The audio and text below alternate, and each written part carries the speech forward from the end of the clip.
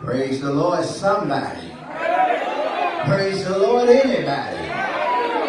Now, wait a minute. I don't like being churches. I want to make sure I'm in the right place. Praise the Lord, somebody. Praise the Lord, anybody. Praise the Lord, everybody. I was glad when they said unto me, let us go into the house of the Lord. Praise the Lord, everybody. All right. I believe I'm in the right place. Is that all right? Is that all right? Amen. All right. Y'all sit down. I got to give you this with you. Now, you know what, y'all, Bishop, you know, he tickled me back there. So, I had this long introduction because I wanted to make sure I didn't miss nobody, but this how we're going to do it. Giving honor to God who is my life in the presence of the angel of this house, Bishop Graham, and everybody under the sound of my voice. Is that all right? You can take 5 minutes away from me. Yeah. Yes, God. So, listen, I'm going to give y'all what I got. I'm going to sing this little ditty, and then we're going to get on into it. Is that all right?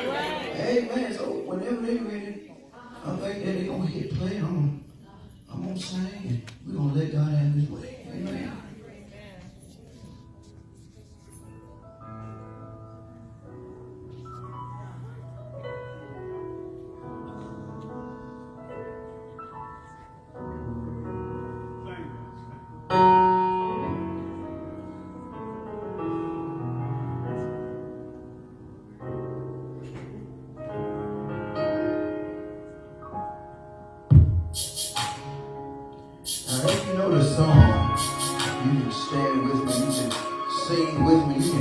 If you want to, but sometimes you need a little help when you sing them, because I want everybody to get in his presence, and I want everybody to get a little bit. Is that all right? Amen.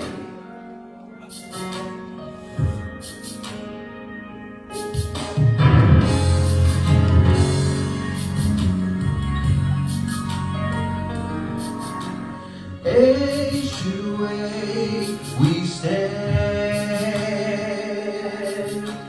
Time is in his hand, beginning and the end, beginning and the end.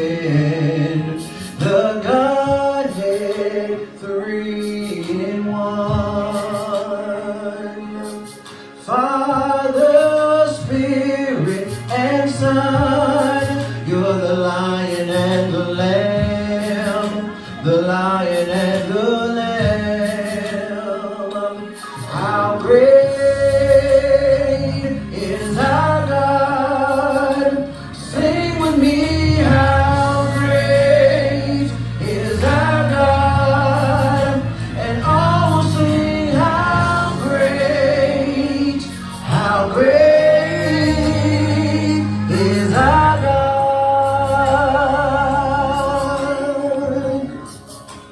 I think I'll say that again. Age to age we stand. Time is in his hand, beginning and the end, beginning and the end. The Godhead, 3 in 1. Father, Spirit, and Son, you're the Lion and the Lamb, the Lion and the Lamb. How great is our, sing it with me, sing it with me, is our God, and all sing how great is our God. How great is our God. Sing it with me, sing it with me. And all will sing how great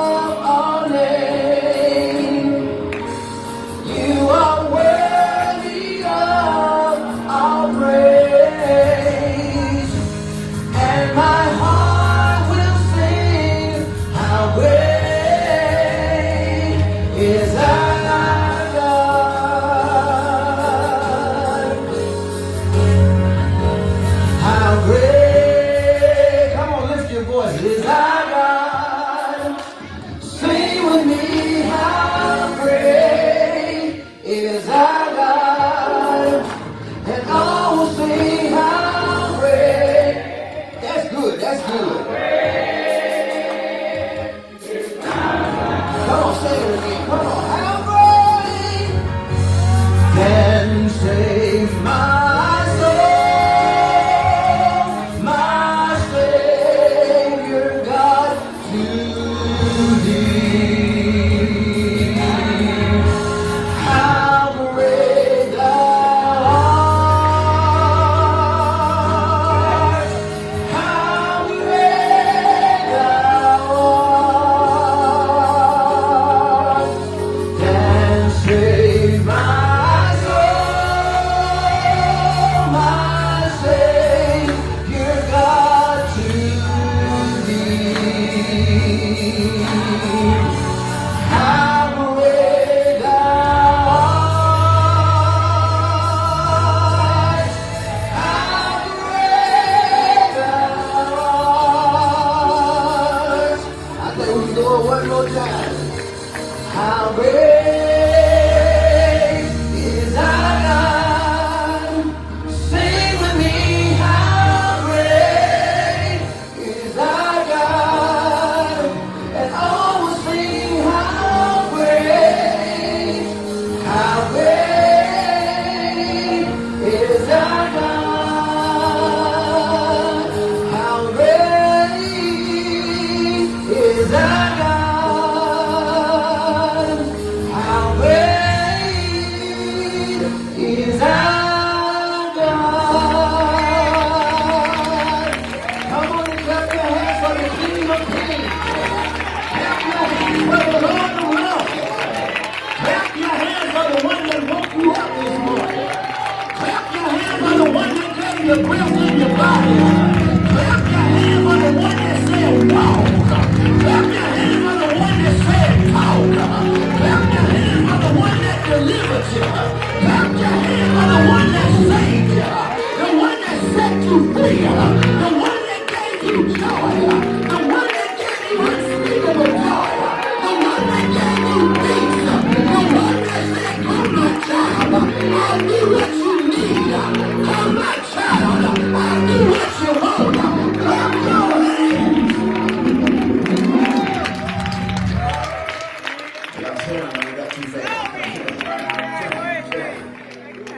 We bless God for who He is. Is that all right? This evening we'll be coming from Romans, the 12th chapter, verses 1 and 2. And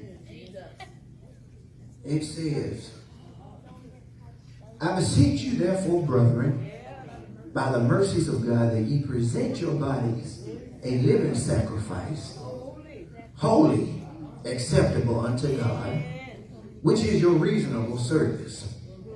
And be not conformed to this world, but be ye transformed by the renewing of your mind, that ye may prove what is that good and acceptable and perfect will of God.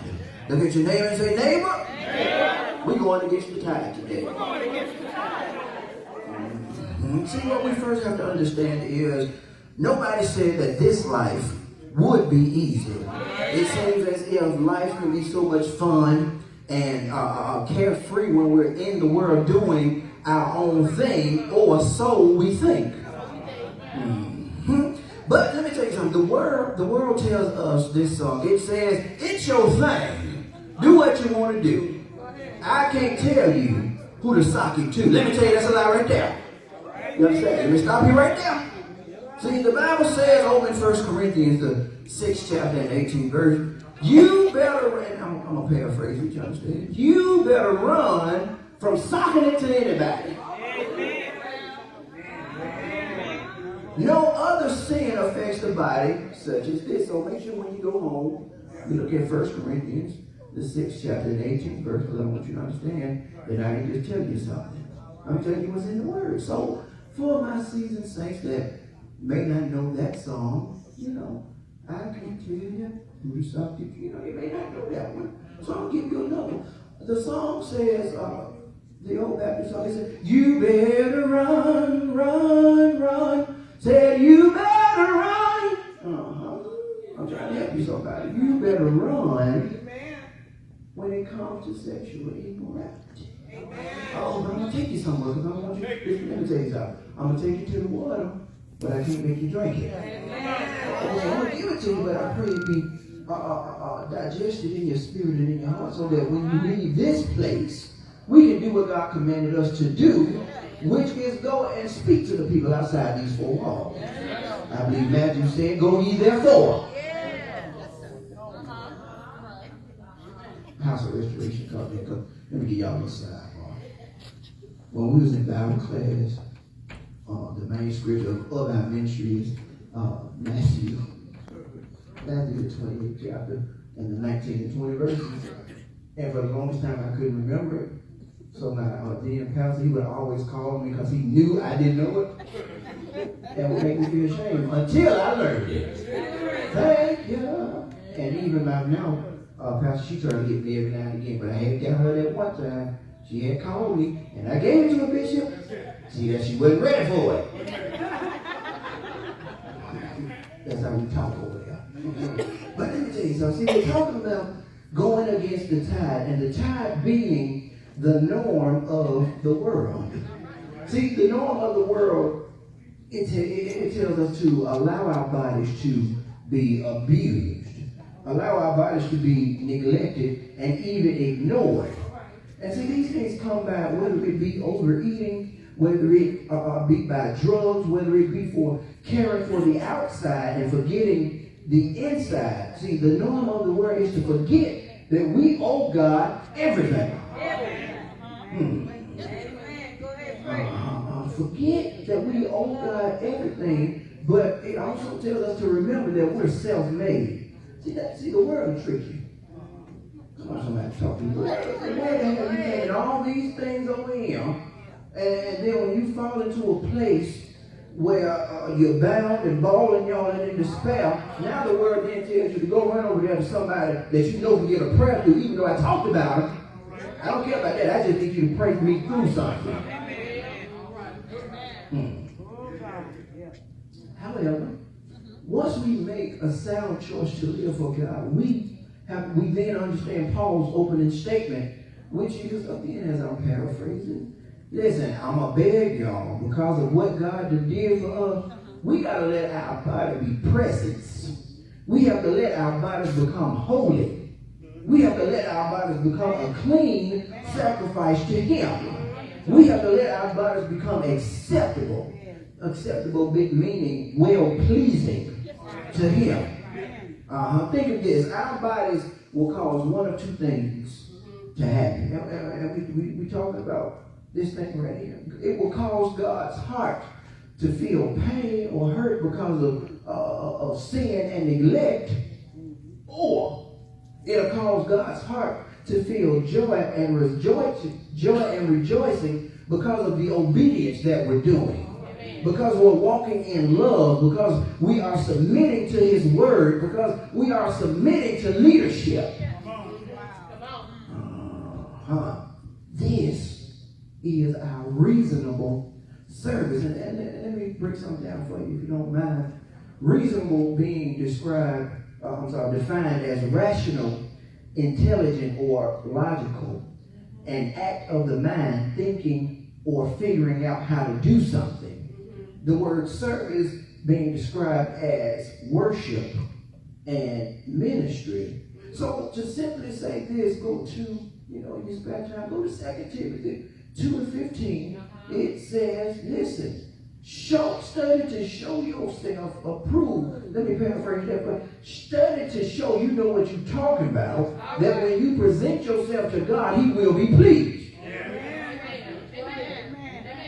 Just like that, point blank and period. Then if we look at 2 Corinthians 2:9, it says whether we are here in this body or away from this body, our goal is to please Him. So what we have to do is make sure we're living, walking, and talking in a way that it's like God is looking, is standing right here. Let me give you another example. In elementary school, I remember doing this, that, and the third. I wasn't bad, Bishop. I was a little, let's say, mischievous, if you will. My mama bet that, so I'm not going to look at her, but she may say otherwise. Now, my mama once told me, I knew I was acting up this day in school. So I get home and she said, yeah, I seen you acting up. In my mind, you at home or you at work, so how you see way up there? So now, after that good talking to, and by talking to, I mean by a whooping. I can't remember if it was her or maybe my dad, I don't know. I had to get that act right and pretend as if my mama and my dad was ready here. So before I did something, I had to get my mind together. Because we know back in the day, it was not only you get in trouble at school, you may get in trouble on your way home, and then you may get in trouble, maybe you go get in trouble when you get home. You understand? So I had to purpose in my mind, am I going to do this right here, even though my friend's doing it, and I'm going to have fun, or am I just going to suffer and look at them and not get in trouble? I'll take not getting in trouble for 500 Jesus. Thank you. I like to make the word, I like to make people understand it. Is that all right? See, what we also have to understand is this. We're not mindless slaves to God. We are Christ-minded servants that made a conscious decision to serve Him and reap what the world cannot give us. See, while we're serving, we're allowed to, as I sing another song, live our best life. Best life.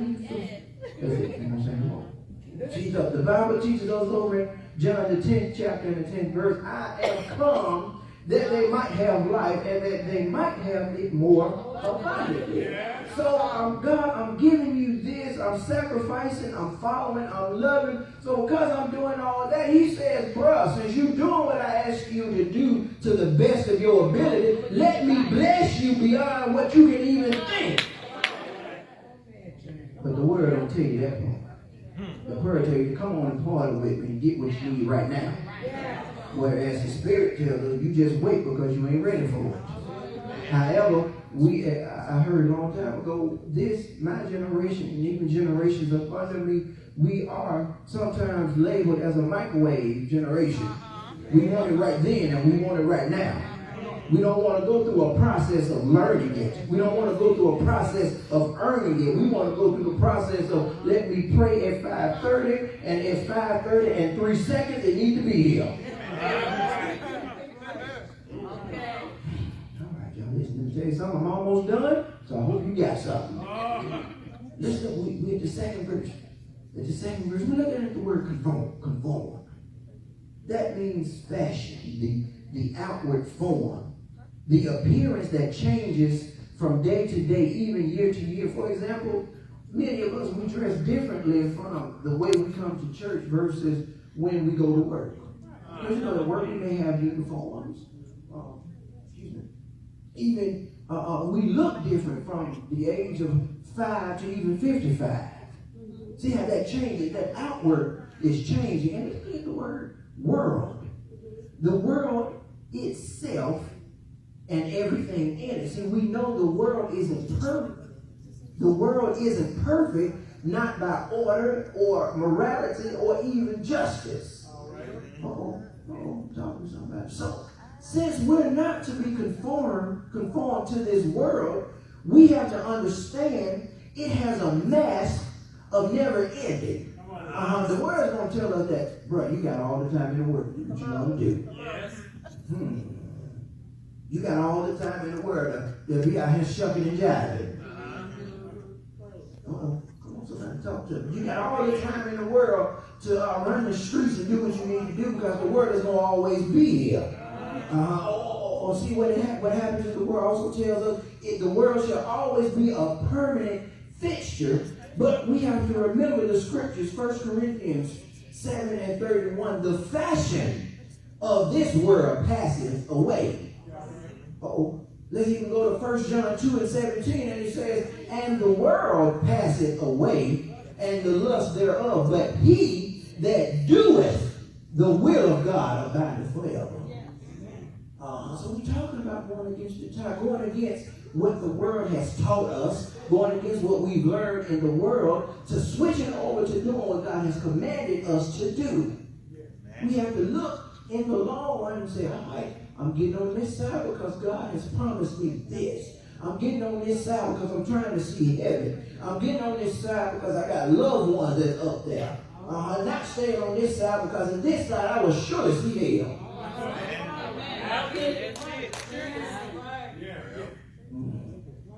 Let's look at the word transform. Transform can mean more. Mean the real being of a man. See, we may change our outer appearance, but if our mindset doesn't change, we will always stay the same. We have to allow God to renew our mind from carnal thinking, from worldly thinking. We have to be made new. We have to be readjusted. Our mind has been affected by sin. Thus, since it has been affected by sin, it has to be renewed. Our mind has become so bogged down with everything that's out there in the world, whether it be trying to get home to watch our favorite TV show, whether it be getting on break time at work to get on Facebook, whether it be just doing nothing, whether it be everything but fasting, praying, reading, studying, thanking God, praising God, worshiping God. It gets so bogged down with things to where we lose focus on God. And we're going to lose focus until it has been changed. Somebody look at your neighbor and say, change. When our mind has changed, then our man is spiritually changed. Let me tell you what I'm talking about. What happens is we become born again. What happens is we've been made into a new man. What happens is we've been made into a new creature. What happens is we've been given the mind of Christ. Once renewed, we then have the love to love God with all our mind. Then we have to cast down things that aren't of the Spirit, and we have to fight to get free, and then we have to fight to stay free.